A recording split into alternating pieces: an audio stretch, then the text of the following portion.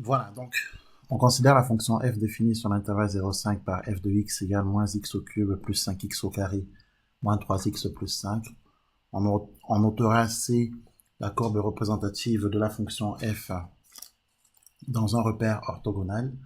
On prendra pour unité 3 cm sur l'axe des abscisses et 0,5 cm sur l'axe des ordonnées. Première question qui est posée, c'est déterminer la dérivée. Déterminer la dérivée de la fonction f sur l'intervalle 0,5 et en déduire les variations de la fonction f sur cet intervalle. Bon, tout d'abord, il faut penser que la fonction f est une fonction polynôme. C'est une fonction polynôme et comme toute fonction polynôme, elle est dérivable sur grand R. Donc si elle est dérivable sur grand R, alors elle est dérivable sur 0,5 car 0,5 est inclus dans grand R. 0,5 c'est une restriction, c'est un intervalle inclus dans l'intervalle grand R. Donc on peut écrire ceci. On peut donc écrire que la fonction f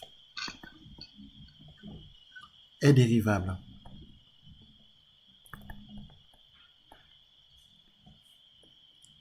sur l'intervalle 0,5 et sa dérivée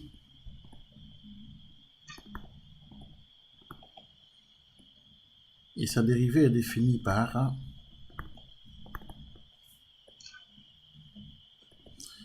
f' de x qui est égal, alors la dérivée de x au cube c'est 3x au carré, donc du coup moins 3x au carré, plus 5 fois la dérivée de 2x, enfin 5 pardon, plus 5 fois la dérivée de x au carré, autrement dit plus 5 fois 2x, moins 3 fois la dérivée de x, autrement dit moins 3 fois 1,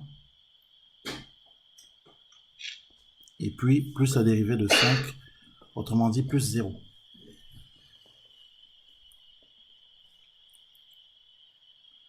Donc, on est bien d'accord que la fonction dérivée f' de x est moins 3x au carré plus 10x moins 3. Alors maintenant, il nous faut trouver les variations, déterminer les variations de la fonction f. Évidemment, pour déterminer les variations, on a besoin du signe de f'. Il nous faut rechercher le signe de la fonction dérivée. Car c'est à partir du signe de la fonction dérivée qu'on donne les variations de la fonction f.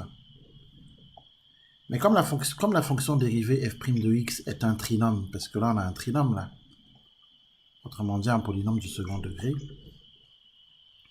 il nous faut donc calculer delta, le discriminant, déterminer les racines si elles existent de la fonction dérivée, et à partir de ces racines, faire le tableau de signes de la fonction dérivée.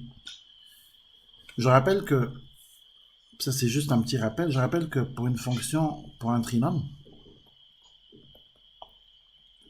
hein, bien entendu, le signe d'un trinôme, sur moins l'infini plus l'infini, quand delta est positif, on a deux racines, x1 et x2.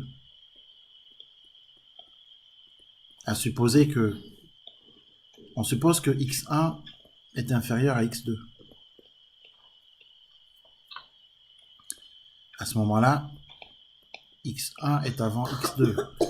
Et les racines de notre trinôme, dans tous les cas, notre trinôme est du signe de moins a, signe de moins a à l'intérieur des racines. Il est du signe de a à l'extérieur des racines. Bon, ça c'est à savoir par cœur, ça c'est du cours ça. Mais ça c'est le cas où delta est positif, parce que tout à l'heure on va être amené à calculer le discriminant de la fonction dérivée, car la fonction dérivée est un trinôme du second degré. Donc on va être amené à calculer son delta, son discriminant. Bon, si jamais son delta est positif, ça veut dire qu'on sera dans ce cas de figure. Si maintenant delta est négatif, car ça peut arriver aussi, si on tombe sur le cas où delta est négatif, ça veut dire qu'il n'y a pas de racine. Vous savez que quand delta est négatif, le trinôme n'a pas de racine. À ce moment-là, on est toujours du signe de A. On est du signe de A sur l'ensemble grand R, sur moins l'infini plus l'infini. Et dernier cas de figure, on calcule le discriminant et on trouve qu'il est égal à 0. À ce moment-là, le trinôme du second degré, ax carré plus bx plus c, sachant qu'avec, bien sûr, a qui est toujours différent de 0, eh bien ce trinôme, il faut savoir que quand delta égale 0, on a une racine double. Et cette racine double, c'est moins b sur 2a. Normalement, vous le savez, vous l'avez vu en cours. Et en revanche, on est toujours du signe de a. On est du signe de a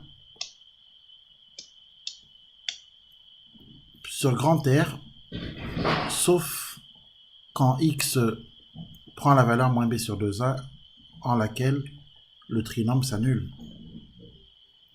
Donc si on récapitule, en vérité, on est du signe de moins a, ici,